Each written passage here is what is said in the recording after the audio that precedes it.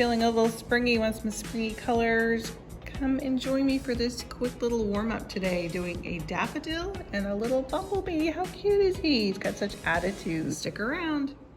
I know we are still in winter mode, but I can't help myself, and I love this color. It's called Happy Yellow from the little travel kit, the Viviva Watercolor sheets, the spring set.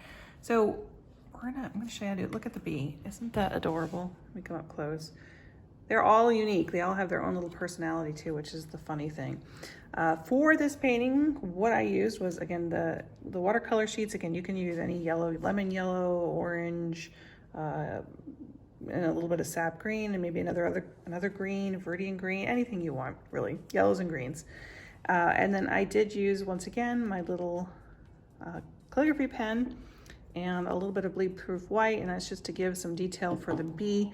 This one's really quick. And then I used, once again, the little Princeton 1/4 inch brush. Again, I love that brush because it's got that nice tip, so you can get a lot of little details.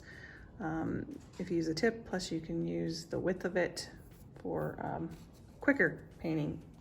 And I did tape it down. This is the great tape if you don't want to use masking tape. This is art tape. And hold on, let me get you the brand of it again.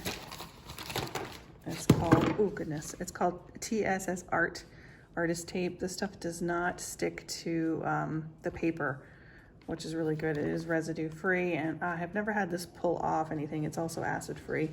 Never pull off any of my watercolor paper. And for watercolor paper, speaking of which, you could use any watercolor paper. Cotton 140 pound is best. And I brought a couple of the watercolor cards. This is the Strathmore watercolor cards. And I still haven't opened up my package yet, but I do have a package of 50. They come in 50, 100, and I think they have smaller ones. They have postcard size. This is a great piece of paper.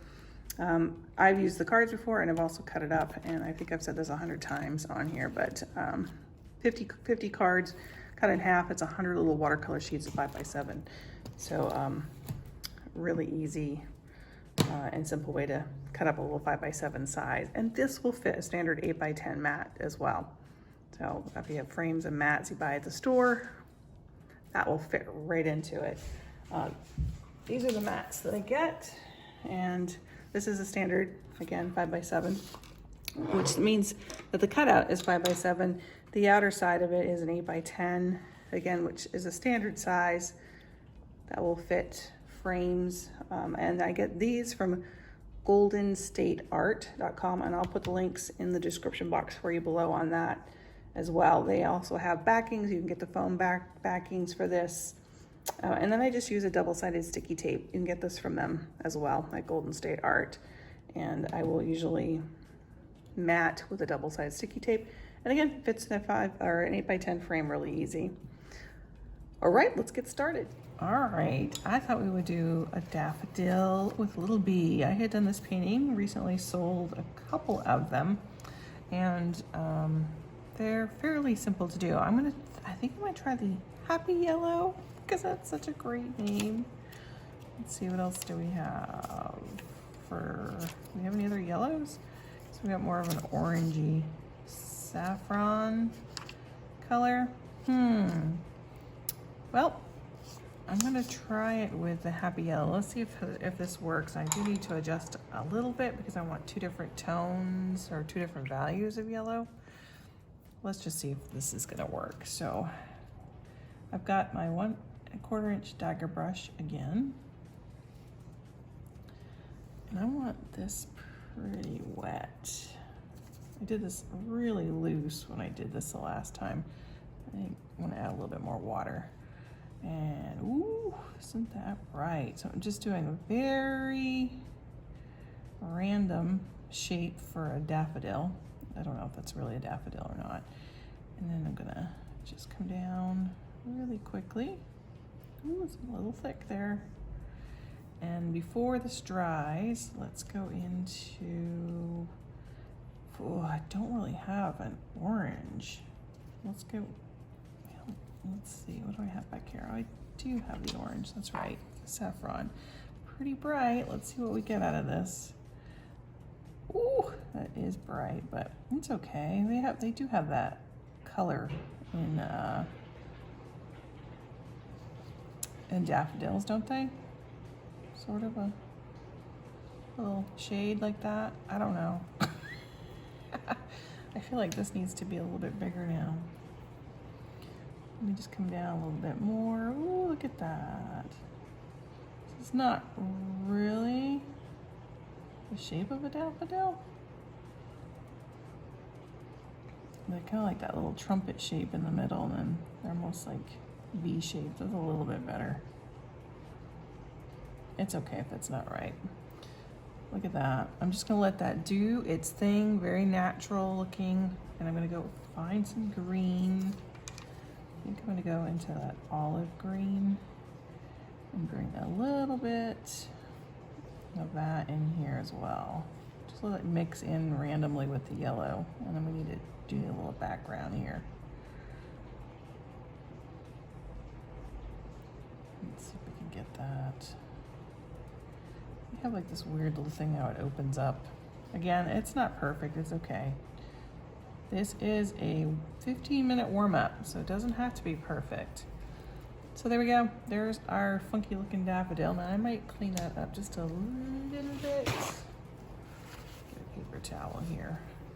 Let's just soften around that just a little, because it does have an awful lot of that bloom. And again, I like the bloom, I like that look, but I don't want it everywhere. So you can see I'm swiping my brush off, just picking up a little bit of that paint. Just softening that out a little bit while it's still wet. Again, you have to do it while it's wet. That's why, doing these quick paintings are, really kind of a fun challenge. Let's stick a little foliage green on here, maybe coming up. That's pretty. I like that green.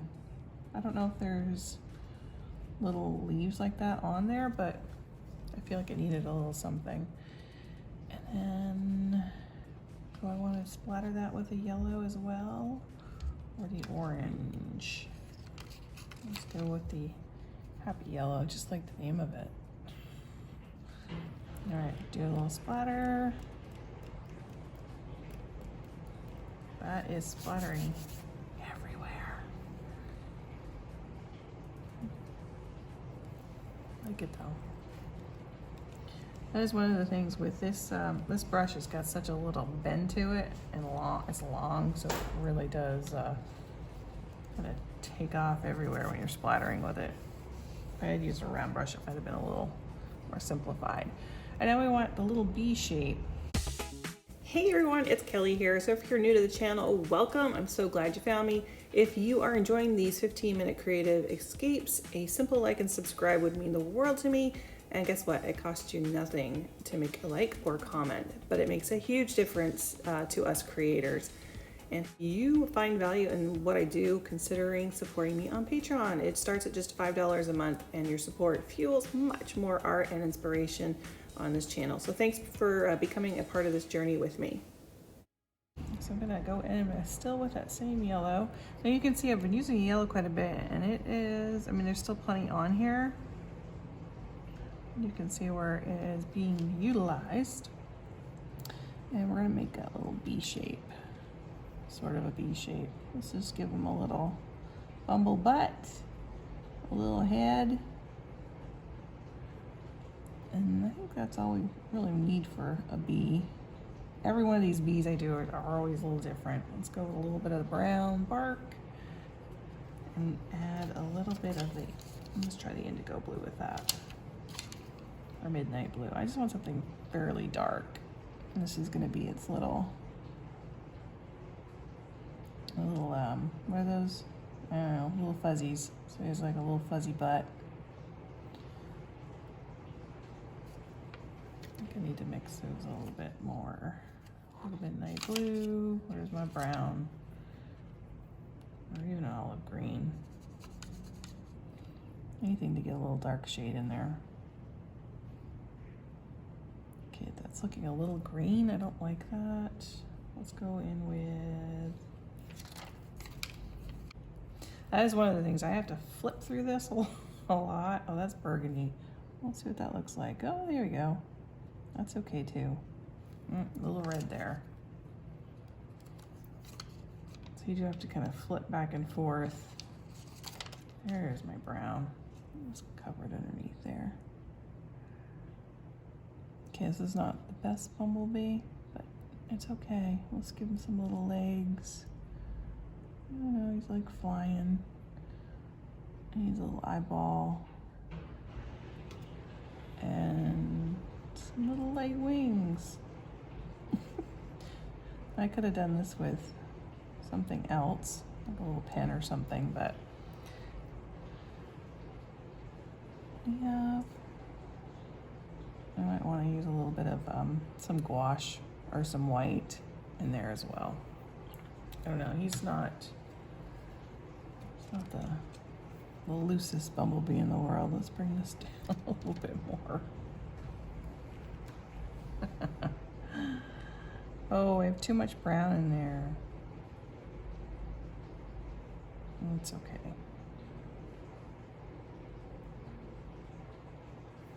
He doesn't have that soft, fuzzy look because this is really, really dark. Let's try lifting some of it. You can definitely tell that's red.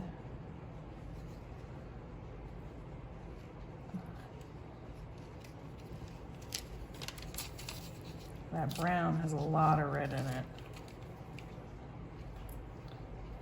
Let's see if I can add a little bit more blue, if that will, yeah, that makes it look more black than it does red. Again, that's okay. Not bad for a quick warm up. So I'm gonna dry it and then let's try adding a little bit of white in there and see if it does anything. If we can get even a little bit of detail in there. I'll be right back. Okay, I'm back. That's dry. I'm gonna grab my calligraphy pen again with a little bit of the white. And let's just see if we can add just a few details in here. So I'm gonna, again, not going to detail it too much, just that illusion. Some little squiggles around in here. And then maybe a couple in here. Maybe give it like a little fur, I don't know. And then the bee, let's give him a little eyeball here. I'm gonna come around the wings, add a little bit of white in there too. I need to add a little bit of water to that. Yeah, there we go. It's just really thick in that paint. I think his little legs are just a little too long here. We'll put a little bit of white in here. So you can kind of reshape him a little bit if makes him look a little fuzzier. There, that's better. His wing, I want it more transparent look to it, so yeah, just adding a little white. A little highlight in his eye. I don't know what that is there. Does he have a stinger? I don't know. He's a sweet bee. He doesn't sting you.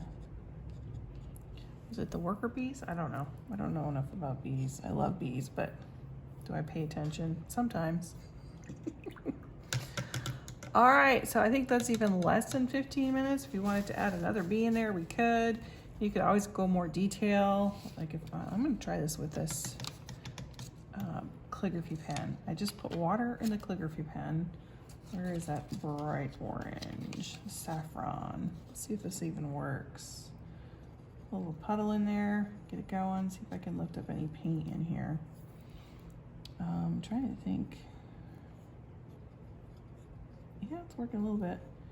I know it does have a little pattern. I'm not even looking at a daffodil, so, but I know that they have like, some of them have these, there's different types of daffodils I think too, but like little squiggles and around. And I think these are more of a, if I can remember right, more shape, just like, oops, with a V coming out. Just divide those little petals a little bit more. Again, I'm starting to get detailed. I don't want to do that. I'm going to try to keep it under that little 15-minute mark, keeping it loose. I'm just adding a few little lines, just a few touches here and there. Maybe even a little bit of green and that olive green.